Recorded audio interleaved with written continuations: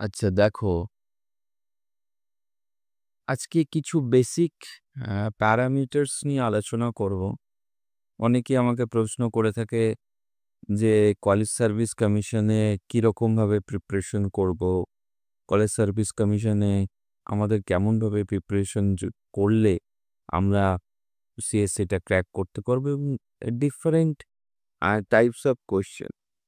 তো প্রথম কথা বলে রাখি, কলেজ সার্ভিস কমিশনের ফার্স্ট অফ অল যে জিনিসটা খুব ভালো করে মাথায় চিন্তা করতে হবে যে একটা লং টার্ম প্রিপারেশন। কেন আমি লং টার্ম প্রিপারেশন কথাটা বলছি? যারা কলেজ সার্ভিস দিয়েছে তাদের একটা সামহাউ একটা আইডিয়া আছে।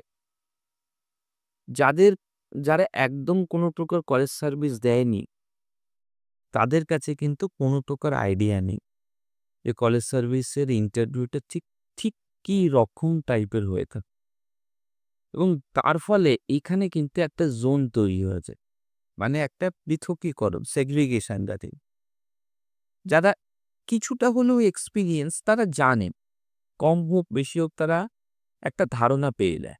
কিন্তু যারা নিউ কামার তাদের ক্ষেত্রে একটা বিরাট বড় সমস্যা বা চ্যালেঞ্জেস হয়ে থাকে যে কলেজ সার্ভিস কমিশনকে তারা কিভাবে দেখছে, এই একটা জিনিস।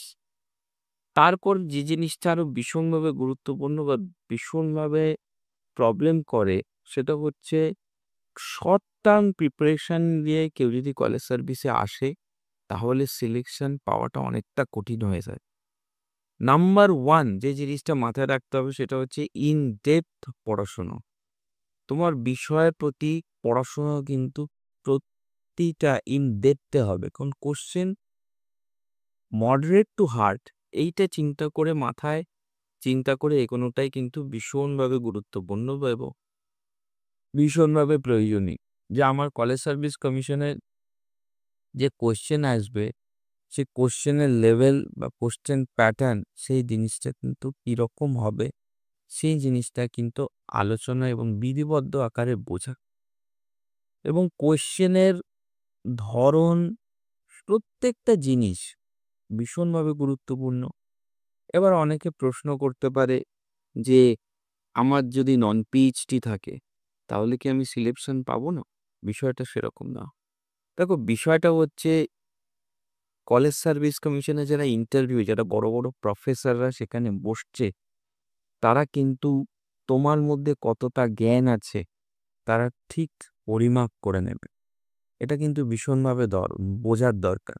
এর মধ্যে হয়তো তোমাদের অনেক সময় খেয়াল হতে পারে বা আমাকেও তারা কমেন্ট করে প্রশ্ন করে যে কলেজ সার্ভিস কমিশন সিস্টেমেটিক হচ্ছে না। দেখো, মেন হচ্ছে যখন তোমাকে ডাকবে তার আগে তুমি যদি প্রিপারেশন না করে যাও তুমিই কিন্তু সমস্যায় পড়বে। কারোর কোনো যায় আসবে না। তুমি যদি চাকরিটা না পাও, চাকরিটা ক্র্যাক করতে না পারো, বিশ্বাস করো কারোর মাথা ব্যথা হবে না। সমস্যা তোমার, এর সমাধানটা কিন্তু তোমাকেই খুঁজতে হবে। এটা কিন্তু ভাইটাল, এইটাকে বোঝো। অন্যকে ব্লেম করে কোনো লাভ নেই। নিজের সমস্যা সমাধান প্রক্রিয়া নিজেকেই কিন্তু খুঁজতে পাই। এই জিনিসটাকে বুঝে সামনের দিনে প্রিপারেশন পড়া। আরেকটা জিনিস যেটা বলবো, দেখো কলেজ সার্ভিস কমিশনের বেসিক যে স্ট্র্যাটেজি সেখানে নেট সেট ক্যান্ডিডেটরাও কিন্তু অ্যাপ্লাই করে এবং প্রচুর নেট সেট ক্যান্ডিডেট কিন্তু চাকরি পায়। নন পিএইচডি ক্যান্ডিডেটও চাকরি পায়। তো ঘাবড়ানোর এমন কোনো বিষয় নেই যে নেট সেট পাস আছে কিন্তু পিএইচডি নেই তাই বলে ঘাবড়ে যেও না। দীর্ঘদিন বা দীর্ঘমেয়াদী পড়াশুনো তোমায় কিন্তু ভীষণভাবে হেল্প করবে টু ক্র্যাক দিস এক্সামিনেশন। এবং সত্যি কথা বলতে কলেজ সার্ভিস কমিশনে যে প্রকার সম্মান এবং যে প্রকার তুমি অর্থনৈতিক বলয়ের ঘেরাটোপে থাকবে, যে গভর্নমেন্ট সিকিউরিটি জোনে থাকবে, একাডেমিক সার্ভিসে এর উপর কিন্তু আর চাকরি হয় না। ওই জন্যে ভীষণভাবে প্রিপারেশন করো দরকার পড়লে আমার সাথে কনসালটেশন করো, আমি তোমাদের হেল্প করব। এমনভাবে উপযুক্ত স্ট্র্যাটেজি নাও যাতে করে সিএসসি যে পরে বেরোতে আসছে তার কিন্তু উপযুক্ত প্রিপারেশন নিলে নেক্সট সিএসসি যাতে তোমার হয়।